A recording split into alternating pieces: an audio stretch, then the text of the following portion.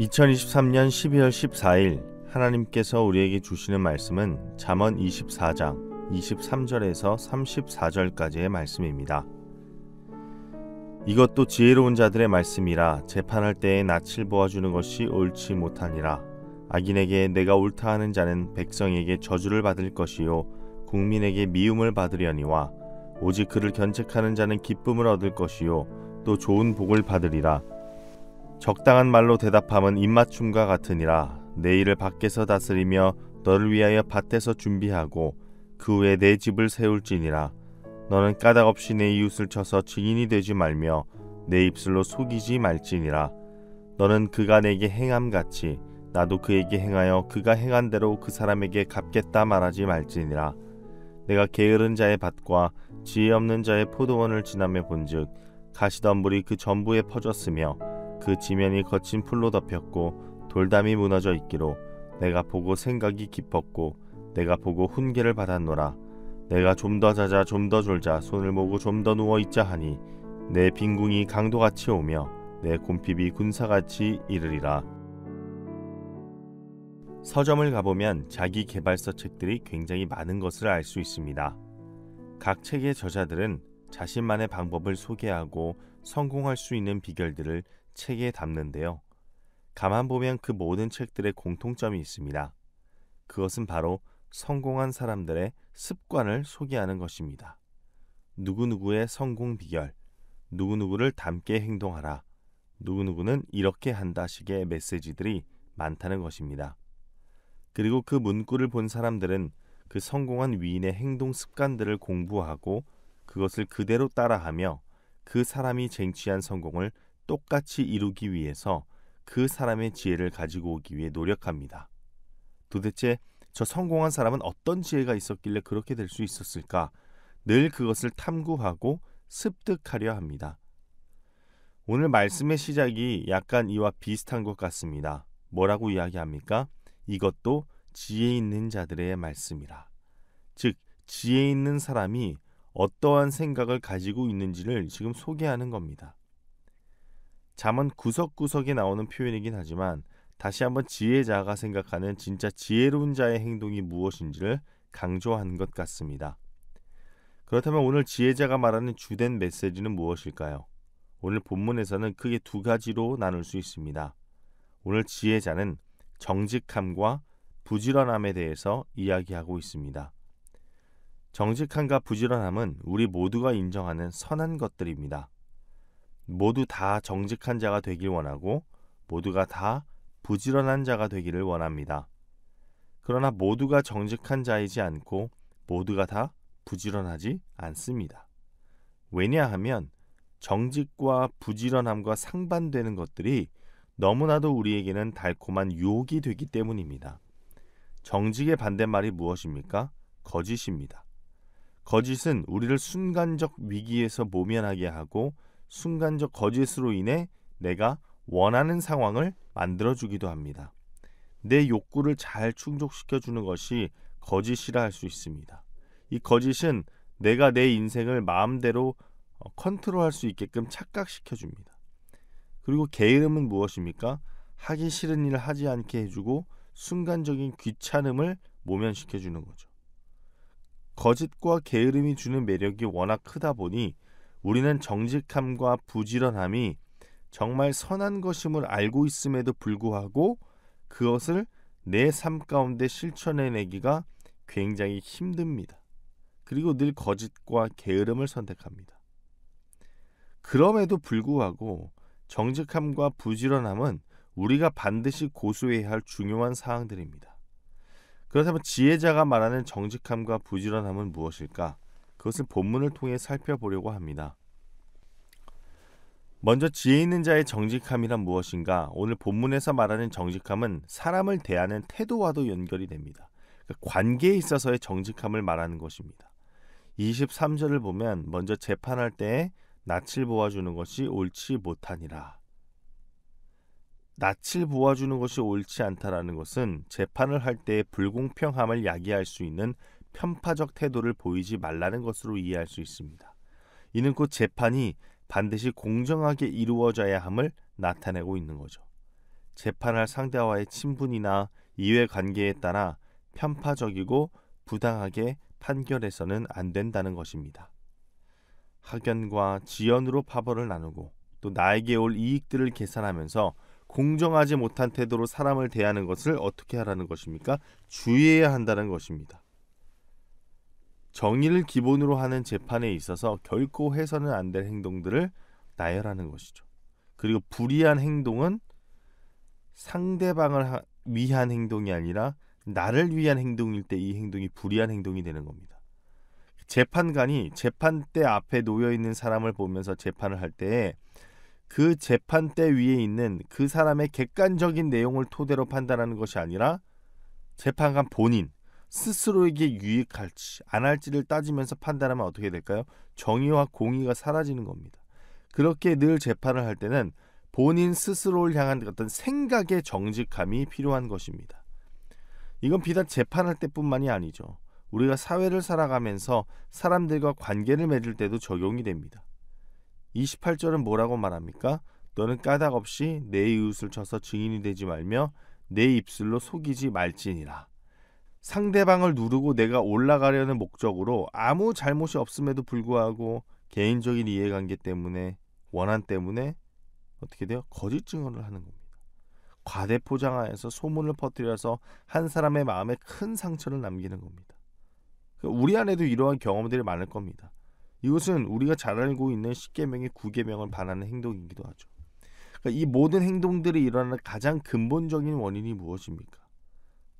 남을 객관적으로 바라보지 못하고 정의와 공의가 사라지고 나의 이익을 위해서 개인적인 이해관계 때문에 원한 때문에 거짓 증언을 하게 되는 가장 근본적인 원인은 바로 상대방을 하나님의 창조하신 그 목적대로 그 의도대로 올바르게 바라보고 있지 않기 때문입니다. 우리 모두는 하나님의 형상대로 창조된 귀한 존재들입니다. 그러나 우리는 누군가의 못난 점, 누군가의 부족한 면만들을 부각시키면서 한 사람의 인격을 존중하지 못하고 거짓 증언하고 내 식대로 판단하며 대립할 때가 많습니다.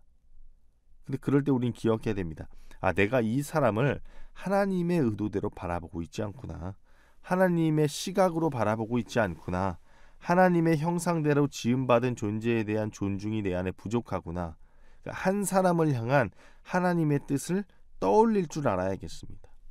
우리가 이 땅에서 정의롭지 못하다면 우리를 향한 하나님의 정의로움도 기대하기는 힘들 것입니다. 내가 재판대 위에 서서 남을 재판하기보다는 그 재판대 위에 내려와 함께 같은 시선으로 걸어나가는 사랑의 시작점이 여러분 가운데 생겨나기를 소망합니다. 두 번째로 지혜자의 부지런함이란 무엇일까요? 지혜자가 생각하는 부지런함은 자신이 맡은 사명에 충실한 자입니다.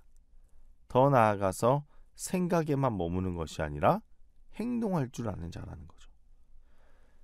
게으름이라는 것은 부지런함의 반대말인 게으름이라는 것은 평상시에는 그 정체를 잘 드러내지 않습니다. 내가 부지런해야겠다라고 마음을 먹는 순간, 뭔가 특정한 목표를 가지고 행동하려는 순간 그 정체를 드러내고 우리로부터 하여금 그 행동을 하지 못하게 방해하는 것입니다. 33절과 34절을 보게 되면 지혜자가 깨달은 것이 무엇입니까? 좀 더 자고 좀 더 졸고 손을 모고 좀 더 누워있자 결심하면 그 순간 빈궁과 곰핍이 예고 없이 찾아온다는 거죠. 그도 그럴 것이 요즘 우리가 스마트폰 다들 있으시죠? 유튜브만 살짝 봐도 1시간이 금방 지나가 버립니다. 계속해서 그 영상들을 보면서 내가 본래 해야 될 의무들을 어떻게 돼요? 망각되어 버리는 거죠. 까먹어 버리는 거죠. 잊어버리는 겁니다. 33절에서 계속 반복되고 있는 단어가 뭐예요? 좀 더입니다. 좀 더. 히브리어 무하트라는 단어인데 사소하게 여긴다라는 의미를 갖고 있습니다. 그러니까 좀 더 손을 모으고 좀 더 누워있자. 손을 모으고는 히프크 야다임이라는 히브리어인데 팔짱을 끼고 있는 이미죠. 그러니까 아무것도 안 하겠다라는 겁니다. 그냥 두 팔을 그냥 양 겨드랑이에 끼고 나는 진짜 아무것도 안 하겠다라는 뜻인 거죠. 그러니까 이런 자가 빈궁이 강도같이 오고 군핍이 군사같이 이른다. 빈궁이 줄이고 목마르다라는 것, 토양 작물이 다 메말라 버린다는 것입니다. 우리가 돌아보면요, 야, 이 정도는 괜찮아 라고 생각하는 그 사소함이 하나님으로부터 우리를 멀어지게 만들고 우리의 영혼의 토양을 메말라 버리게 만든다라는 겁니다. 그냥 하루하루를 그분을 찬양하고 하나님을 사랑하고 하나님이 주시는 마음을 따라 살아야 함에도 불구하고 잊어버리는 거죠. 좀 더 자자, 좀 더 보자. 그 사소함 때문에. 그래서 게으름이 유도하는 가장 큰 죄가 무엇입니까? 망각입니다. 망각. 그러니까 포도원에, 오늘 본문에서도 포도원에 가시덤불이 다 덮였는데도 불구하고 모르는 겁니다. 망각하는 겁니다. 하나님이 만들어 놓으신 그 가이드라인의 옆길로 새는 겁니다. 그러니까 하나님을, 이스라엘 백성들을 보십시오. 하나님을 잊으니 우상 숭배를 하는 겁니다. 우상은 하나님께서 과거에 베푸신 자비에 대한 기억을 차단시켜 버립니다. 그리고 장차 입을 은혜에 대해서도 눈멀게 하는 겁니다. 그래서 이 모든 것, 바꿔 말하면 해야 할 것을 미루고 좀 더 보자, 좀 더 사자, 귀를 막고 좀 더 보고 듣자 하면 망각이 강도같이 오며 사명에 대한 상실이 군사같이 올 것이다. 이 모든 것이 바로 우리가 영적인 게으름을 탈피하고 부지런함을 택해야 되는 겁니다. 그래서 우리는 늘 우리의 일상에서 하나님의 흔적을 찾도록 팔짱을 낀 두 손을 풀고 애써야 되는 겁니다. 내 삶 구석구석에 깃든 하나님의 그 고요한 흔적을 발견하고 대화를 시작하고 하나님의 말씀을 듣는 연습을 게을리 해서는 안 됩니다. 하나님을 더 사랑해야 된다는 겁니다. 사랑하는 여러분, 우리는 정직해야 하며 부지런해야 합니다.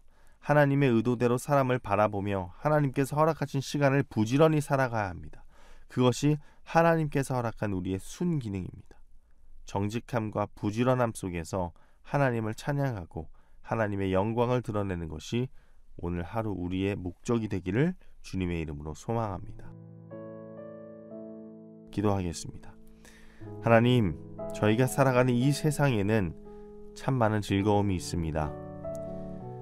비판하는 즐거움, 망각의 즐거움, 참 많은 즐거움들이, 쾌락이 우리를 유혹하고 있습니다. 때로는 우리의 연약함으로 주님의 사랑을 잊어버리고 정직함과 부지런함을 선택하지 않고 거짓과 게으름을 선택할 때가 있습니다. 하나님, 그러나 우리가 다시 한번 주님의 지혜로 말미암아 깨닫사오니 우리가 다시는 그 파멸의 길을 선택하지 않고 성경이 말하는 참된 지혜를 선택하는 부지런한 자, 정직한 자 되게 하여 주시옵소서. 예수님의 이름으로 기도합니다. 아멘.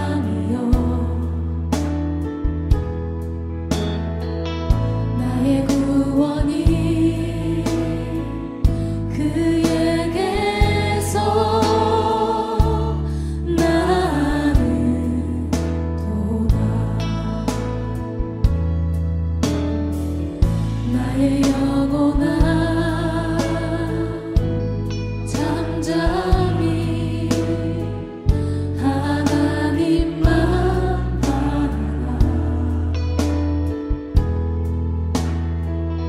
나의 소망이